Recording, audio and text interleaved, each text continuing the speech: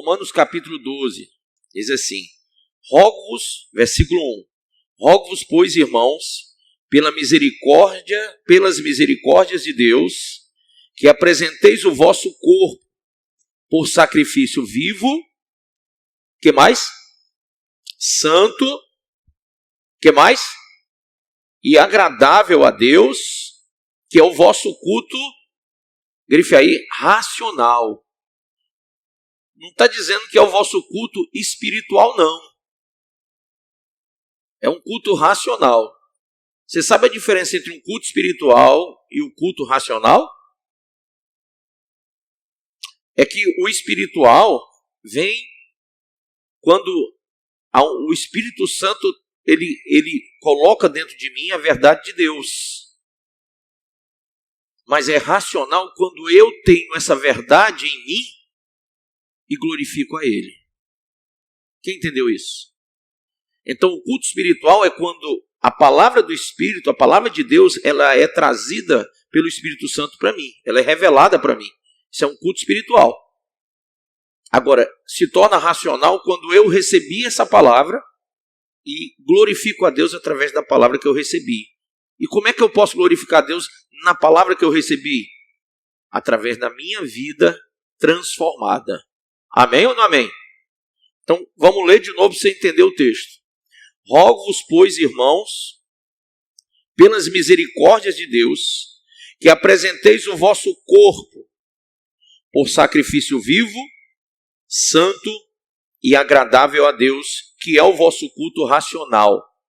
E não vos conformeis com este século, mas transformai-vos pela renovação da vossa mente, para que experimenteis qual seja a boa, agradável e o quê? Perfeita vontade de Deus. Põe a mão sobre a Bíblia e diga: Pai, fala ao meu coração e me ensina a tua palavra, em nome de Jesus. Amém. Pode sentar. Esse texto aqui, esse texto é muito importante. E eu me lembro que quando eu pregava esse texto uma vez, numa igreja que nós tínhamos lá na Dedé Brasil, faz muitos anos isso. No dia que eu estava pregando lá esse texto, acho que foi exatamente o dia que a minha filha nasceu. Eu estava pregando esse texto quando me veio a notícia de que a minha esposa tinha ido para o hospital e a minha filha nasceu. Hoje esse ano vai fazer 16 anos. E eu estava pregando esse texto exatamente na hora que eu recebi a notícia. Eu tinha acabado de terminar a leitura do texto. Eu preguei sabendo que a minha esposa estava no hospital, que a minha filha estava na sala de cirurgia com a minha esposa e aí aquilo, eu abreviei tudo que eu pude, ó.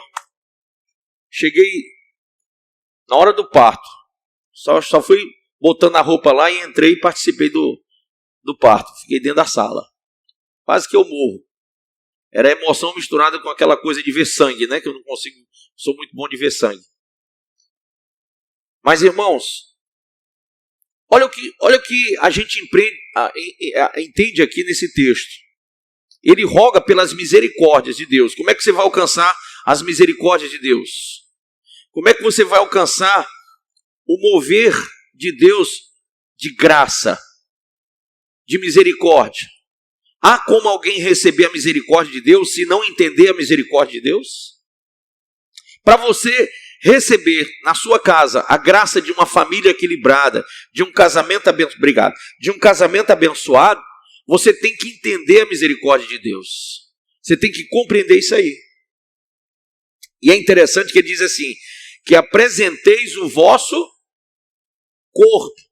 Ele não está dizendo o vosso espírito. Paulo começa falando do corpo. O corpo é templo e morada de quem?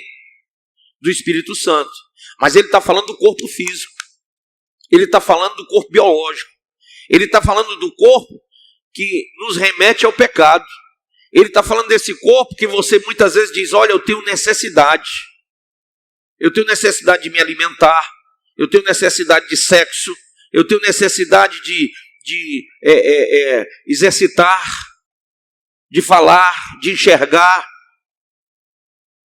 Então, esse corpo aqui, físico, humano, ele está falando desse corpo, dizendo, apresente esse corpo a Deus em um sacrifício que seja vivo, porque morto não glorifica a Deus. Você já viu um morto dizendo glória a Deus? Você já viu um morto ganhando uma alma? Você já viu um morto evangelizando? Você já viu um morto fazendo alguma coisa que muda a vida de alguém? Não. Morto não fala. Morto não ouve. Morto não vê. Morto não pega. Morto não tem atitude. Então ele diz que apresente o seu corpo em sacrifício vivo. O único período da nossa vida que a gente pode glorificar a Deus é enquanto estamos vivos. Após a morte, seguirá o juízo de Deus. Seja para o bem ou para o mal de quem morreu. Então, enquanto a vida, enquanto você respira, você tem que glorificar a Deus. Você pode dizer um amém? Então, tem muita gente que não percebe o tamanho desse versículo. A sua vida, não a sua morte. O seu corpo, não o seu espírito, deve glorificar a Deus em sacrifício. Então, toda a minha necessidade de alimento, de sexo, de qualquer coisa humana, física, tem que ser sacrifício. Tem que virar um sacrifício. E por que tem que virar um sacrifício? Porque quando, amado, a gente vai para a Bíblia Sagrada, para a sã doutrina, a gente sai da visão humana. A gente continua sendo o quê? Carne e osso. Mas se torna sacrifício quando eu entendo, quando eu percebo que, segundo a palavra de Deus, sexo é bom no casamento. No casamento. Comer é bom, de forma regrada. Comer para não passar mal. Cigarro, droga, nunca. Está entendendo? Então, bebida, jamais. Não me faz bem. E a Bíblia diz que bendito é aquele que não se condena naquilo que aprova. Como é que eu vou aprovar a bebida se ela faz mal? Como é que eu vou aprovar a droga se ela faz mal? O cigarro faz mal? Então, se a gente for notar, servir a Jesus segundo a palavra é sacrificar. Humanamente falando, fisicamente falando, corporeamente falando. Ah, mas meu corpo tem necessidade. Um jovem diz isso, o adulto diz isso, todos os casados dizem isso, todos os solteiros falam isso também. A necessidade que o teu corpo tem deve ser transformada em sacrifício racional. Você tem que entender, porque você recebeu de Deus o Espírito Santo. Diga glória a Deus.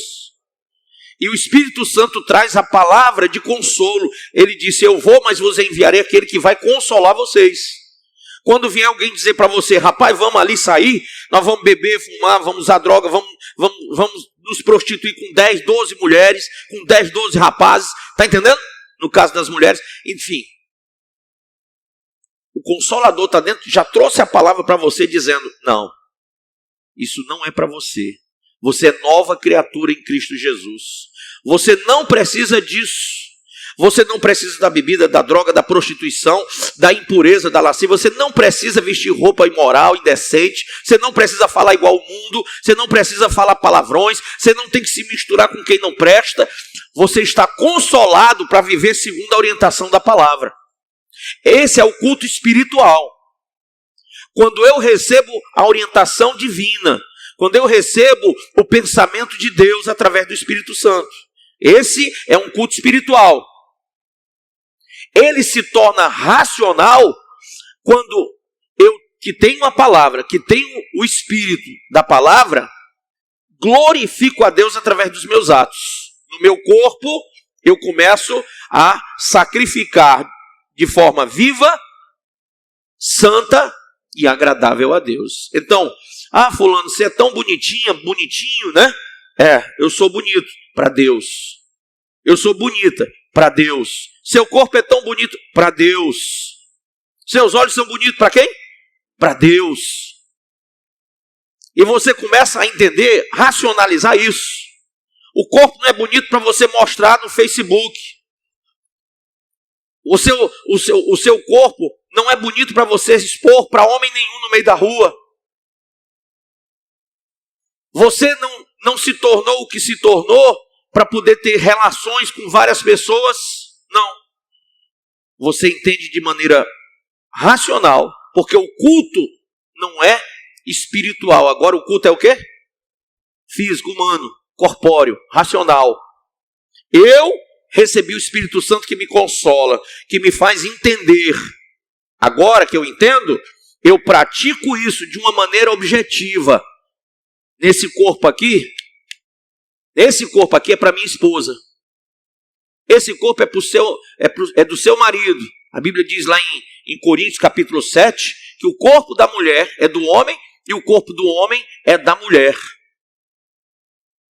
Só tem direito ao corpo da esposa o marido, e só tem direito ao corpo do marido a esposa. Não tem amante. Eu entendo isso de forma o quê? Espiritual? Racional.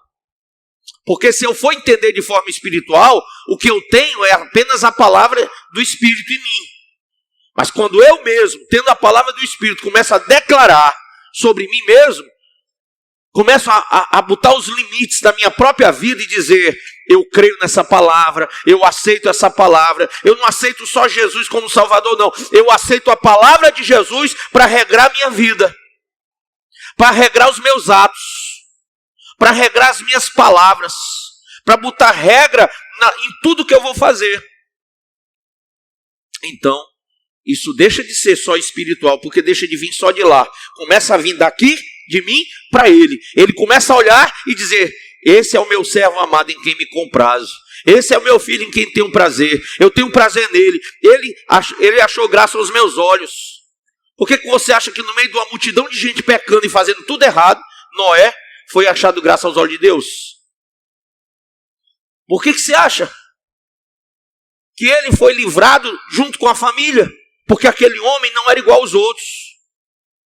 Nós somos assediados por Satanás e pelo mundo para nos tornarmos iguais aos outros. Os padrões de moda, sim ou não? Os padrões de moda, os relacionamentos de amizades que a gente contrai, é porque nem uma doença.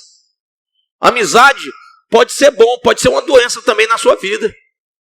Você pode contrair uma amizade boa ou contrair uma amizade o quê? Ruim. Como é que eu sei? Ora, o que é que aquela amizade trouxe para mim? Comunhão com Deus? Comunhão com a palavra? Ou essa amizade só me trouxe perturbação? Então, quando as coisas começam a perturbar a minha vida ministerial, espiritual, familiar, e eu começo a sair do eixo, essa amizade não é boa para mim. Quem é que diz isso? É o Espírito Santo que fala para mim? Não. Eu já ouvi isso antes. Quem já ouviu isso antes? Na palavra. Quem já ouviu que as más amizades corrompem os bons costumes? Acho que 1 Coríntios 15 é. Não é isso? Então eu já sei, não já? Já. Então o Espírito Santo já falou? Já. A palavra já falou? Já. Agora sou eu que tenho que falar. Se eu aceito ou não. É quando eu aceito que o culto é racional. É quando eu aceito que eu estou glorificando a Deus. Porque alguém vai dizer, rapaz, tu tá fazendo isso aí só porque tu é da igreja? Fizeram uma lavagem cerebral em ti? Por que tu não quer isso, aquilo, outro? Aí você vai dizer, olha, não é só por causa a igreja, glória a Deus, porque a igreja me trouxe esse ensinamento. Mas eu pratico como glorificação a Deus. Como ato de culto racional a Deus. Eu entendo, não é só a igreja que me fala, não é só o bispo que está falando, não é só o Espírito Santo que está me dizendo, não é só a Bíblia que está escrita. Tem gente que é capaz de, igual o Satanás, né, dizer a Bíblia toda. O diabo tentou lá em Mateus, no capítulo 4, tentou Jesus como? Pela palavra. Então, não é só a Bíblia que diz, não é só o Espírito da Bíblia que diz, não é só o bispo que está falando, você tem que dizer, eu creio nisso. E eu quero glorificar o meu Senhor crendo e vivendo. Amém? Então, olha o que ele diz. Verso de número 2. Aliás, ainda no sacrifício vivo, porque você está vivo. Sacrifício santo. Por que santo? Santidade quer dizer o quê? Santo quer dizer separado. Então não é a igreja que vai te separar disso ou daquilo outro, não. É você mesmo. Porque se eu chegar para você e disser assim, ó irmão, você vai ter que se separar de fulano, de Beltrano, que é amizade ruim.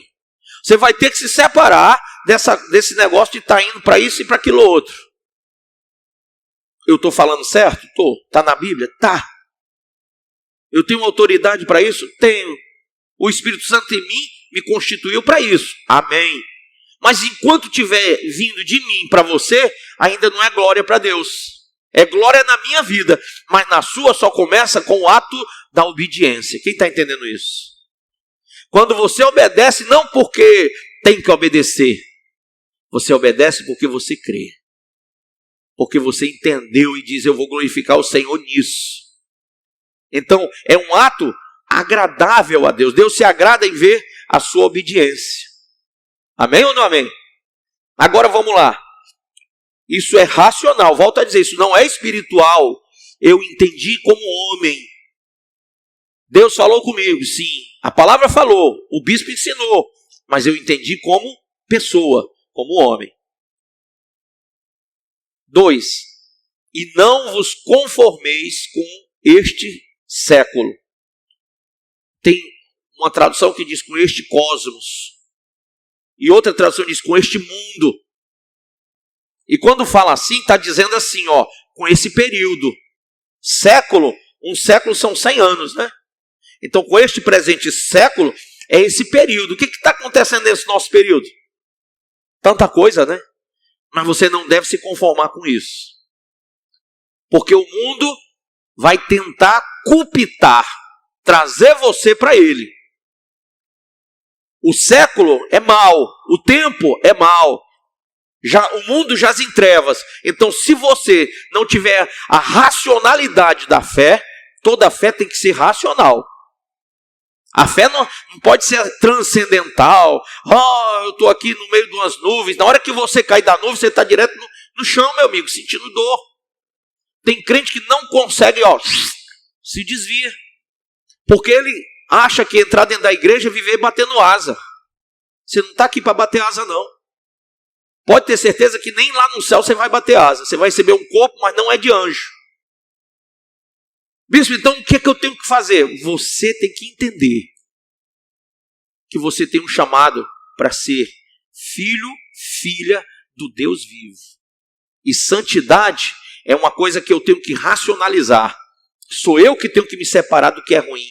Sou eu que tenho que tirar da minha vida o que não presta. Sou eu que tenho que ter na minha consciência o ato da obediência, da perseverança. Se eu não tiver dentro de mim a perseverança, a obediência, então eu não vou glorificar a Deus. Eu vou ser sempre uma pessoa seduzida pelos outros. Sempre aquela pessoa que precisa ser exortada. Quando eu era menino, acho que o pessoal que é da minha idade para cima sabe. Tinha um bonequinho no filme de desenho animado, que a ovelhinha gritava, é o lobo, né? O lobo ia para cima das ovelhas, aí o pastor, o cachorro, que era o cão pastor, pegava um cajado e pufo no pescoço do lobo e puxava ele antes dele comer a ovelhinha. Sabe o que quer dizer isso hoje? A mesmíssima coisa. Você tem que ter consciência de que o diabo anda ao teu derredor buscando te devorar. E Deus coloca o pastor aqui para puxar o diabo da tua vida, para arrancar o espírito da sedução. Mas nós não somos onipresentes, nós não somos onipotentes e nós não somos oniscientes para poder sabermos como que você está. O que é que está passando na sua cabeça? Se você está bem, se está mal, se está firme, se está caído, nós não sabemos. Por isso que a Bíblia fala que tem que ser racional. Você tem que entender o que é melhor para você e se separar do que não presta. Amém ou não amém? É fácil se separar do que não presta? É não. Por isso que é um culto racional. Deus exige que seja de você a atitude. Deus exige. Porque quando alguém diz para você, sua namorada, seu noivo, seu marido, diz assim, o pai ou a mãe diz assim para você, olha, eu amo você. Palavras dizem alguma coisa? Você vai pensar se aquelas palavras fazem sentido. O que aquela pessoa faz para provar aquele amor? Sim ou não? O amor é provado. Aprovado ou reprovado. Ninguém ama de boca. Por isso que a Bíblia diz, não ameis de boca, mas com atos. Amar de boca é muito fácil. Aliás, eu conheço um cidadão que ele, todo mês ele tem uma noiva diferente. É verdade. Lá na TV Metrópole, esse cara trabalha lá. Todo mês ele tem uma noiva. Eu chego, tá lá, aqui é minha noiva. Eu digo, puxa, mudou. Todo mês é uma noiva. Ele tem 60 anos e geralmente a noiva tem 20. Então todo mês ele arruma uma noiva. E chama de amor. Meu amor, meu amor, meu amor. E eu fico ouvindo aquela arrumação. Eu digo, Jesus do céu. Várias vezes, você sabe que o ímpio dá mau valor tentar escarnecer o justo. Ele diz, rapaz, é bom demais ter uma mulher todo mês. Eu digo, rapaz, eu tenho a minha há 17 anos. Para mim é muito melhor ter a mesma há 17 anos do que ter uma todo mês. Porque quem tem muitas não tem nenhuma. Mas quem tem a sua esposa e achou essa mulher sábia é rico. É rico. Entendeu? A maior riqueza que eu tenho na minha vida, primeiramente é a minha salvação, e segundo é o meu casamento. Simplesmente porque eu objetivei a coisa de forma racional. Quando eu disse que ia me casar, eu disse, eu só vou me casar se for uma mulher boa para casar, que seja mulher de Deus, que tenha visão de Deus, que tenha conversão verdadeira com Deus, que ligue comigo na terra, porque a Bíblia diz que precisa dos dois ligarem para estar ligado no céu. Então ela vai ligar comigo a mesma fé, a mesma visão. E aí eu caso com essa mulher. Quero nem saber se ela é banguela, se não é banguela, eu quero saber se ela é de Deus. Se for, eu caso. Graças a Deus que a minha não é banguela, não. Mas, às vezes, irmão, às vezes as pessoas são irracionais. São como o bicho, atraído pelo sexo. Sim ou não? Pelo desejo, pela paixão. E aí não olha para o que vem depois. E isso não é um culto racional. E quando casa errado, quando faz tudo errado, aí, meu Deus, por que o Senhor permitiu? Deus não permitiu nada. Você é que não permitiu que a vontade de Deus se cumprisse na sua vida. Porque o Espírito Santo levou a palavra diz, o bispo falou, mas você sempre foi aquela pessoa do contra. Não, eu acho que. Eu ainda encontro crente hoje para dizer assim, bispo, não se mete na minha vida pessoal. Tem gente que diz isso. Mas quando está na pé, bispo, eu posso falar com o senhor? E aí? Eu devia meter a porta na cara de um cidadão desse, não é não? Porque se quando precisa, vem para mim. Mas quando eu vou ensinar, não quer ouvir. Aí, pela misericórdia de Deus, eu ainda abro a porta. E fico, às vezes, 1 hora, 2 horas, 3 dias, 5 dias, 10 dias, 1 ano, 2. Já me aconteceu de acompanhar uma pessoa mais de 10 anos para ela se libertar. Porque tem gente que o coração, gente, leva mal não, mas é ruim. Tem gente que o coração é podre. E até você tirar o ranço do inferno de dentro da pessoa, é difícil. É muito duro. Eu me lembro de uma mulher que eu acompanhei junto com outro pastor do ministério, ela e o marido no meu gabinete, ó. A gente sai daqui 2h30 da manhã expulsando demônio dessa cidadã. Todo dia ela manifestava. Todo dia a gente expulsava, falava com ela, discipulava, ensinava, dizia o que estava errado. Ela não quis saber. Carregou o marido daqui e até hoje ela manifesta aí. pobre do marido vive com a cabeça enfeitada. Eu não preciso falar o resto. Eu já casei gente que manifestou na hora do casamento. Fui casar uma vez, um pastor escolheu uma mulher, misericórdia, sabe? A pomba gira. Aí eu aqui, eles dois na minha frente, um monte de gente assim atrás, e no meio da cerimônia ela manifestou. Aí eu olhei para ele e disse, tu quer mesmo casar? Isso aí? Ah, mas é porque... Quer mesmo? Tua vida vai ser uma droga. Tanta mulher para casar, cara. Apaixonou por uma raposinha filisteia.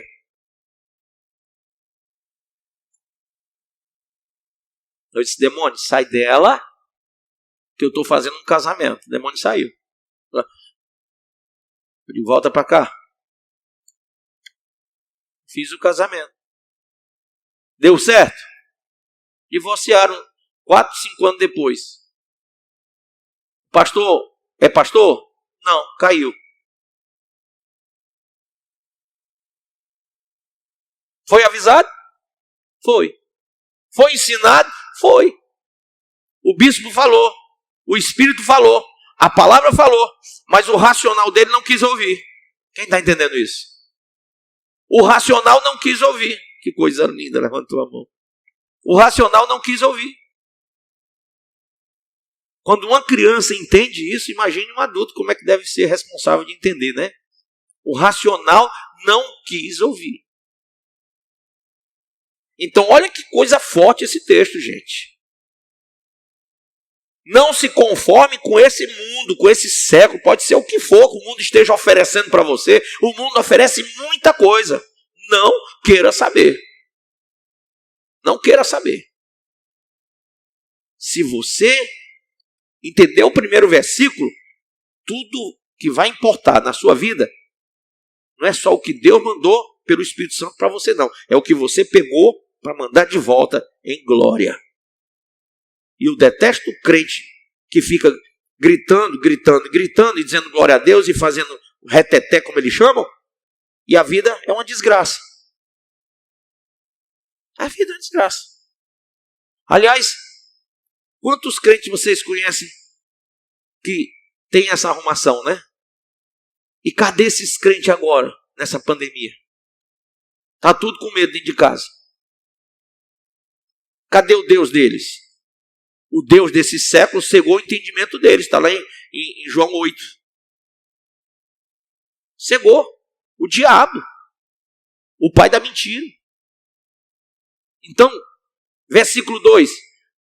Mas transformai-vos. Ele não está dizendo que Deus vai te transformar, não. Puxa, presta atenção nisso aí. Não, quando Deus me transformar, quando Deus. Não. Não é Deus, é você. Quem está ouvindo a palavra? Pronto, a palavra veio. Quem está recebendo o Espírito da palavra? Também veio. Quem é que vai ter que se transformar? É você. É o que você recebeu que vai ter que se transformar em você agora. Você tem material demais para se transformar. Agora, se você chegar em casa, tô nem aí, encosta a palavra, encosta o Espírito, volta a mesma coisinha, mesma arrumação, acabou. Vai sofrer e muito, porque não ouviu o Espírito da palavra. Amém, pessoal? Vamos lá.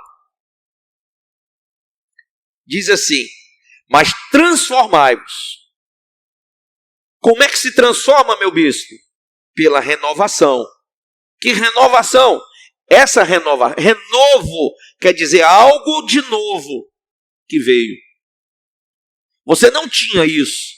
Alguém te deu. Alguém trouxe para você. Eu estou trazendo e te dando a palavra da vida. Isso aqui que você está ganhando, não tem dinheiro no mundo que pague. Você não vai ouvir isso aqui num bar, vai? numa festa, no enterro. Onde é que você vai ouvir isso aqui? Só na igreja. É onde o que eles querem fechar é a igreja. Quem eles querem calar? Os pastores. Para que você não ouça isso aqui. Então veja só. Transformai-vos pelo renovo, pela renovação. De quem? De Deus? Não, de você mesmo. Você tem que se tornar outra pessoa. Outra pessoa, outra mente. Como? Pela renovação da vossa mente. Para que experimenteis, você só vai experimentar o significado dessa palavra quando você entender de uma vez por todas, entender que você já não é mais a velha criatura. Que você não é mais aquela pessoa de antes. Que você não vive mais na prática do pecado de antes. Chega. Amém ou não amém? Chega. Você entendeu isso? Então não pode mais ser como era antes. Não pode. Bispo, eu posso usar as coisas que eu usava antigamente? Não. Ah, bispo, o senhor quer se meter na minha vida? Quero. E posso. E devo. E ai de você se não me permitir fazer isso. Você vai me isolar da sua vida e você vai se prejudicar.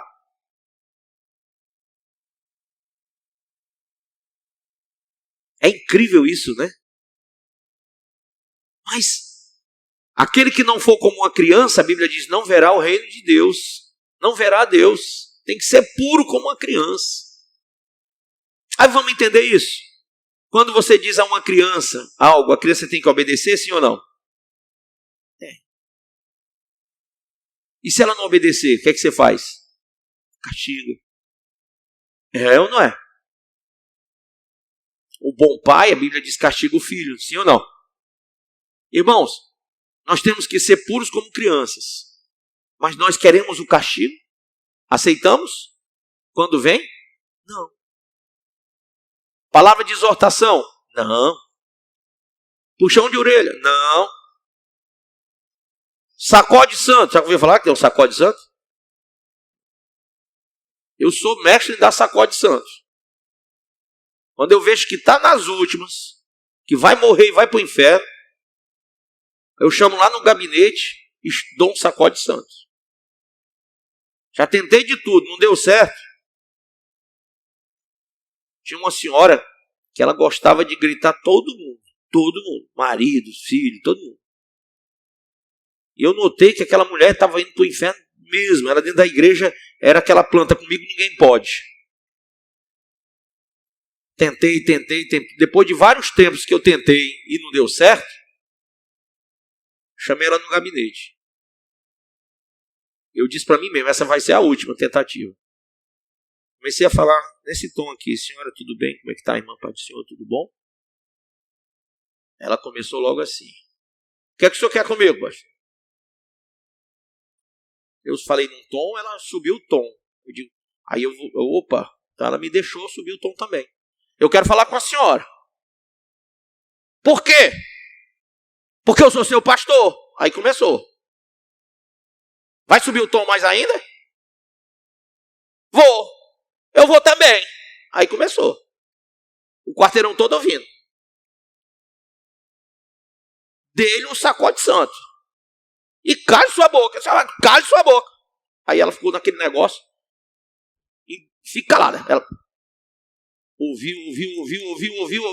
E eu dando uns gritos e o quarteirão todo ouvindo. Só tá pensando que é o quê, rapaz? Vem pra igreja, aceita Jesus, quer ser ovelha desse jeito aqui dentro? Vá-se embora daqui. Quero mais senhora nessa igreja, não. Não, que é isso? Que é isso o quê? Comecei a dar. Foi chicote santo mesmo, era as últimas. Sabe quando tá morrendo do coração, tem que dar o choque? Foi a última. Sabe como é que ela terminou a conversa? Bispo, deixa eu ficar aqui, deixa. Aí eu, deixa. A senhora desceu o tom, desse também. Aqui é o gosto do freguês. Ganhei a uma dela, irmão. Ganhei a alma dela. Ainda hoje ela é da igreja, viu? Só não posso dizer não, mas é do mistério. Já tem mais de 20 anos de igreja. Mas se há 15 anos atrás eu não tivesse dado um sacode santo, o que é que essa mulher tinha feito? Vocês estão entendendo? Às vezes, por falta de um grito, se pede uma boiada, é verdade. Então, tem gente que pensa que não tem que se transformar, não. É síndrome de Gabriela, eu nasci assim, vou morrer assim. E vai para o inferno desse jeito, se não cuidar, irmãzinha. Você veio para ser o quê? Transformado. Você entende? Quem entende, levanta a mão. Você entendeu? Aí diz assim, ó. Pela renovação da vossa mente, do vosso entendimento. É você que tem que entender, não sou eu não. Eu tenho só que lhe falar, se você vai entender ou não.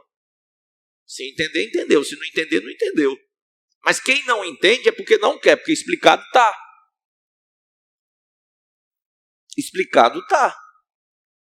E diz assim, para que experimenteis qual seja a boa, agradável e perfeita vontade de Deus. Vontade. Quando eu me transformo no que Deus quer que eu seja, mas é eu, viu? É o Espírito Santo que vai fazer, cadabum, aí pronto. Opa, agora eu vou ser nova criatura que ele me transformou. Você vai a 50 encontros com Deus e não se transforma. Você se batiza em 50 igrejas e não se transforma. Porque quem tem que se transformar é você. Você está ouvindo a palavra, você está ouvindo o Espírito da palavra, você está ouvindo o bispo falando a palavra, você tem que entender a palavra e você mesmo tomar a atitude de se mudar, de se transformar. Amém? Então, quando alguém tem que ser santo no namoro, eu não fico segurando ninguém não, irmão. Bispo, o senhor permite a oração? Permite. Mas pode orar? Orar, né? Pode. Depois disso, você acha que eu vou vigiar isso? Vigio nada. De jeito nenhum. Dali para frente é a pessoa com Deus. Quem está entendendo isso? E é tudo na vida assim. É você que tem que... Quem vai prestar contas? É você, não sou eu não. A minha parte é falar, é ensinar. Eu não vou prestar contas se você não quis ouvir. Então tem umas coisas que eu queria passar para você. Romanos 14, verso 10. Veja aí. Versículo 12. Aliás, 11 e 12, diz assim, como está escrito, por minha vida, diz o Senhor, diante de mim, se dobrará, quantos joelhos? Todo joelho, e toda língua dará o quê? Louvores a Deus, toda. Olha o que ele diz, assim pois, cada um de nós dará contas de quem? De si mesmo a Deus. Cada um dará conta de si mesmo a Deus. Então, você vai dar conta de quê? 1 Coríntios 4:5 diz que você vai dar conta da sua vida. Você vai dar conta da sua vida. Note aí, 1 Coríntios, capítulo 4, versículo 5. Você vai dar conta da sua vida a Deus. Segunda coisa, diga segunda coisa. Romanos 14:10. Tu, porém, por que julgas a teu irmão? E tu, por que desprezas o teu?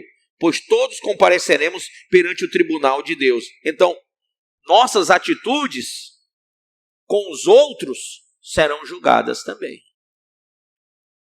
Tem gente que não entende quando fala mal de alguém, quando persegue alguém, quando na moita começa a, entendeu? A razoar o mal de alguém. Vai prestar contas a Deus por isso. Vai prestar contas para Deus. Então, nada vai ficar impune. Todo joelho vai se dobrar e toda língua vai ter que louvar a Deus naquele dia. E Ele sabe de tudo. Você aqui na igreja pode dar uma de Santa Ana e ficar, glória, aleluia. Ô mistério. Aqui, lá, tudo será revelado. Tudo será revelado.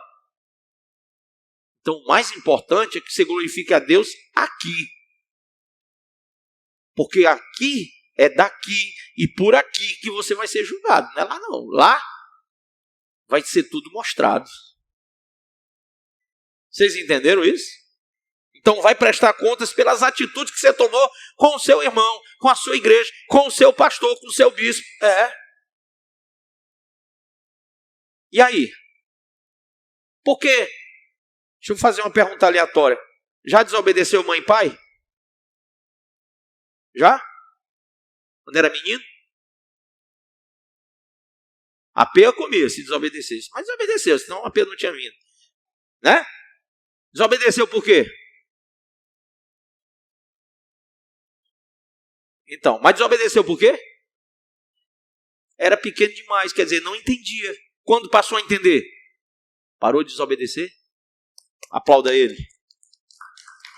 Porque ele desobedeceu enquanto era pequeno e não entendia.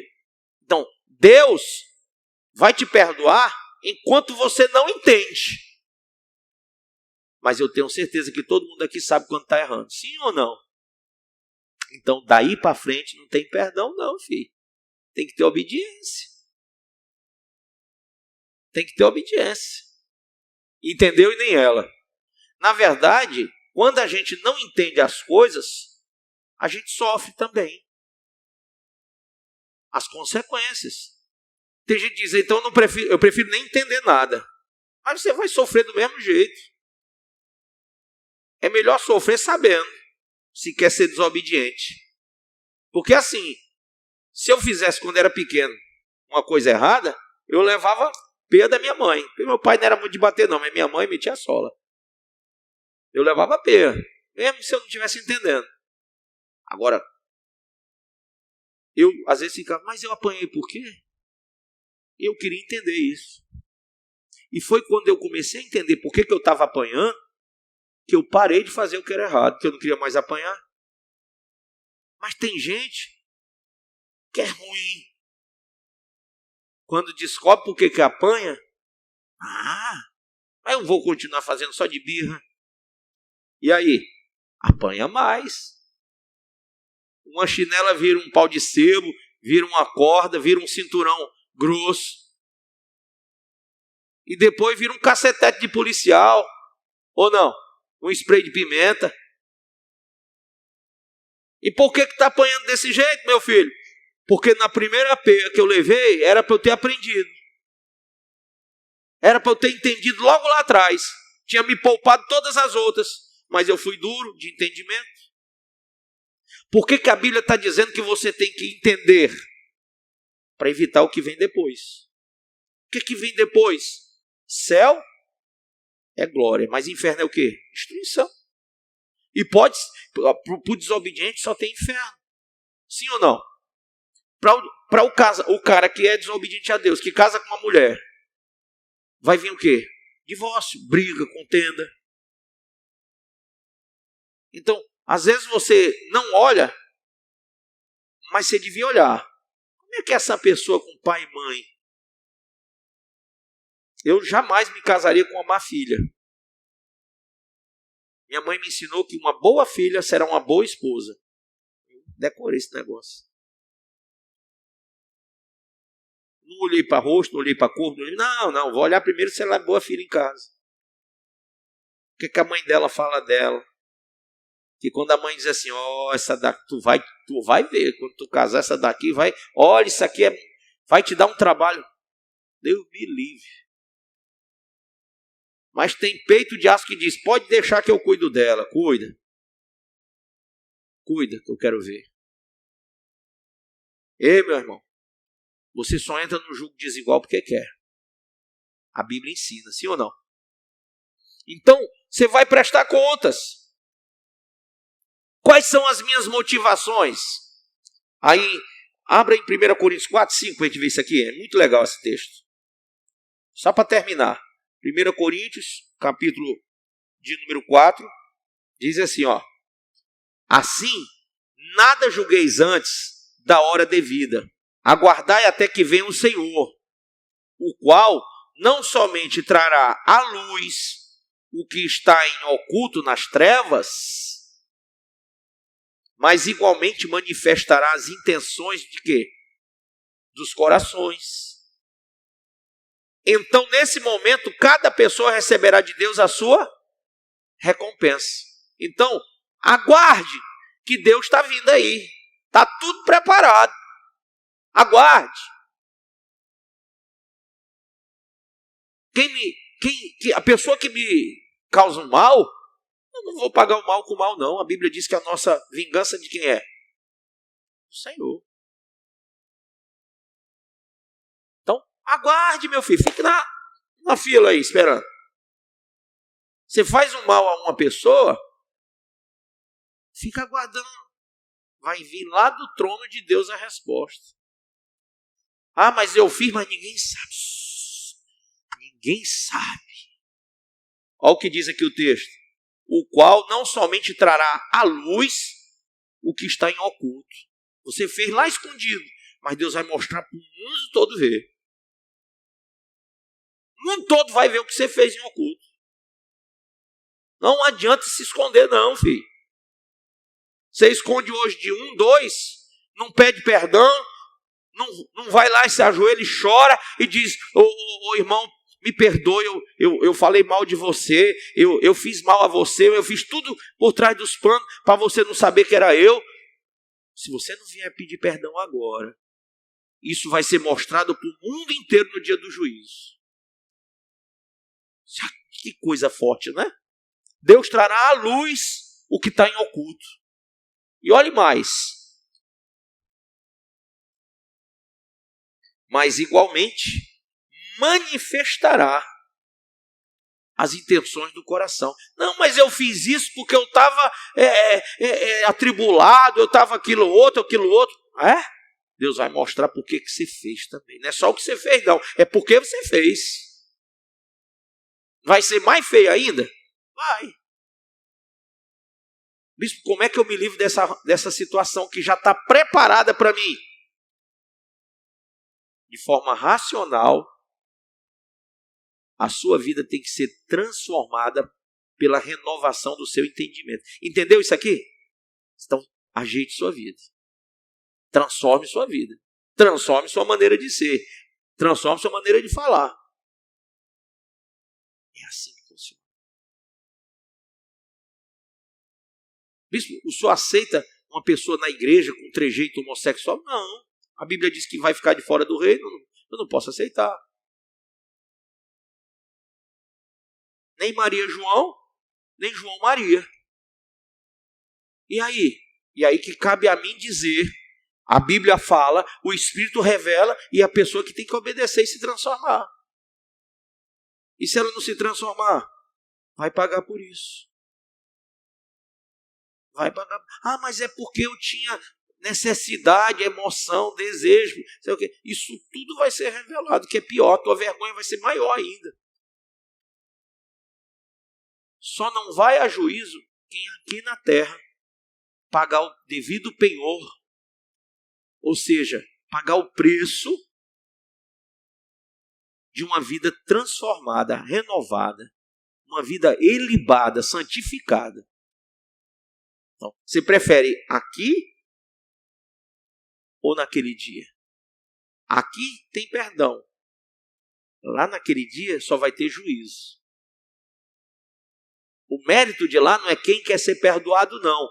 É quem vai ser julgado e condenado. Aqui é para que você se revele como pecador e assuma que você tem que se transformar e corta o mal pela raiz. Corta o mal pela raiz. Então, senão você vai prestar conta sobre tudo. Sobre o material com o qual você, lá em 1 Coríntios 3, 12 e 15, fala que você vai prestar conta do material que você está empreendendo na sua vida. Você recebe coisa boa e pratica coisa ruim? Vai prestar contas. O que mais que a gente vai prestar conta? Veja aí, Lucas 19. Estou terminando, já estou no final. Ó. Que pena, né? Lucas 19, verso 12.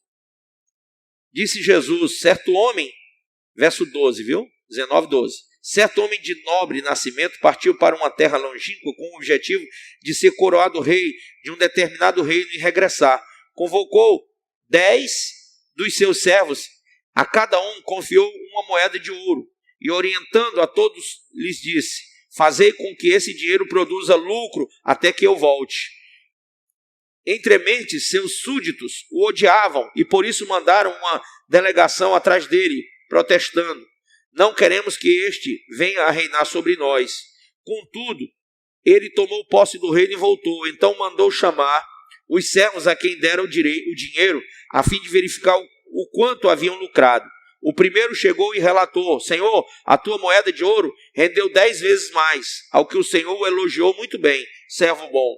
E por teres sido leal no pouco, governará sobre 10 cidades. Vindo o segundo servo, lhe declarou: Senhor, a tua moeda de ouro produziu 5 vezes mais lucro, e a este determinou: terás autoridade sobre 5 cidades. Então veio o outro servo, e explicando: eis aqui, Senhor, a tua moeda de ouro, que eu envolvi num lenço e conservei bem guardada. Tive receio de ti, porquanto és um homem muito severo. Tira o que não puseste e colhes o que não semeaste. Então o Senhor o julgou: por tuas próprias palavras eu o condenarei, servo mau. Sabias que eu sou homem rigoroso, que tiro o que não depositei e ceifo o que não semeei? Sendo assim, por que não investi o meu dinheiro no banco?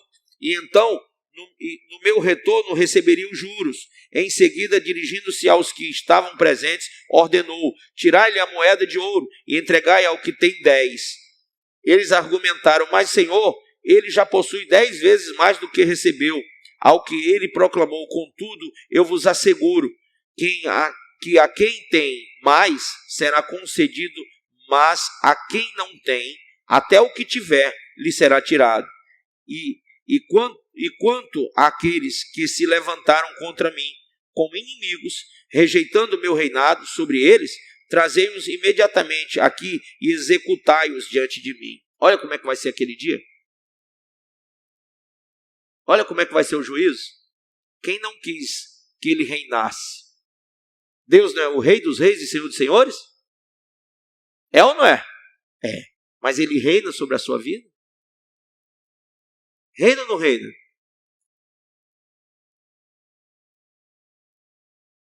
Sabe como é que você vai saber se ele reina? Quem sabe que ele é o rei? Levanta a mão. Rei dos reis. Pronto. Você está na igreja, a igreja é de quem? Dele. Tem um pastor que vem de quem? Dele. Tem um bispo que é de quem? Dele. Que foram constituídos por ele para estar na frente de quem? A igreja. Você é membro da igreja que é dele. Você se torna o corpo da igreja que é dele. E o pastor e o bispo estão aqui para orientar você, para que você faça a vontade de quem? Dele. Mas se você não quiser obedecer, ele não é o seu rei. Ah, mas eu não sirvo a homem, eu sirvo a quem? A Deus. Não. Se você não servir, não se submeter às autoridades de Deus que você vê, como é que você vai se submeter a um Deus que você nunca viu? Não é verdade? E eu digo para vocês uma coisa que vai escandalizar vocês essa noite. Eu não sirvo a Deus, eu sirvo aos homens. Alguém pode dizer: por que, bispo? Deus não precisa da minha palavra. Eu que preciso da dele. E o que eu estou fazendo aqui é servindo a vocês. Vocês estão entendendo? Isso aqui que eu estou fazendo serve para vocês, não para Deus. Porque Deus já é santo, santo, santo. Quem precisa se santificar é a igreja. Então, Jesus, quando veio ao mundo, ele disse: eu não vim para ser servido, eu vim para servir. E ele lavou os pés dos discípulos. Ninguém entendia como que ele fazia isso. Ele disse: sabe por quê? Porque o maior tem que ser o menor, o primeiro tem que ser o último. Então, eu vim para servir vocês. Agora, se vocês entenderam o que é isso, o que é ser servo, vocês vão servir uns aos outros. Vocês vão ajudar uns aos outros. Em vez de meter a lenha, meter o chicote, meter o sarrafo, né? Falando mal do seu irmão, você vai ter que apoiar em oração. Você vai ter que ajudar ele naquilo que ele precisa. Vai ter que ajudar o pastor, o bispo, a igreja. Você está aqui para servir e não para ser servido. Quando você entende isso, você sai de um degrau para outro mais alto. Entende? Então todos nós aqui devemos servir uns aos outros. Quem não vive para servir não serve para viver. Não seja egoísta. O seu irmão precisa de você e você precisa do seu irmão. A sua igreja precisa de você e você precisa da sua igreja. Ou não? O pastor precisa da ovelha. A ovelha precisa do pastor. Não seja egoísta. Não pense que você é uma ilha. Ninguém é uma ilha. Amém? Então, concluímos o estudo de hoje lembrando o que ele disse. Cada um dará contas de si mesmo a Deus. E Deus retribuirá a cada um conforme aquilo que ele vê na nossa vida. Por isso que você tem que apresentar a sua vida em sacrifício. Vivo, santo e o quê? Agradável. Para quem? Para Deus. Mas você vê quando Deus está sorrindo? Não. Mas quando eu estiver sorrindo, quando o pastor Paulo estiver sorrindo e dizendo, parabéns, irmão. Você é uma bênção aqui na igreja. Quando a sua família estiver dizendo, você é um exemplo para mim. Aí você está de parabéns. Porque Deus está agradando de você. Deus está sorrindo para você também. E dá para você sentir quando Deus está sorrindo. Porque você vê que no seu, em torno de você, aqueles que têm Deus estão se agradando de você. E quem tem inveja de você está com ódio de você. Quem é do diabo, quem está dentro da igreja com inveja, fica com ódio de você. Porque você está agradando a Deus. Entendeu? Quando você começa a fazer coisa boa na igreja, alguém diz assim, olha o babão. É babão por quê? Não, porque é babão. Fica agradando o bispo, agradando o pastor. É. Quando você faz assim, você agrada a Deus. Seja de Deus. Amém? Fique de pé.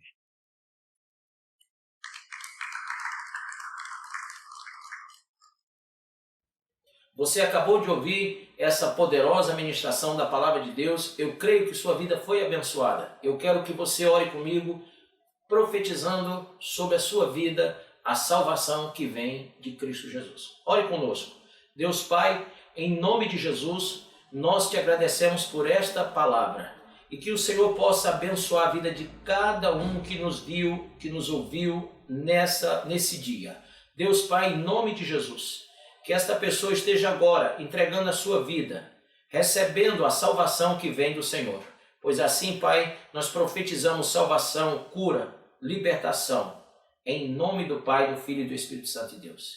Amém.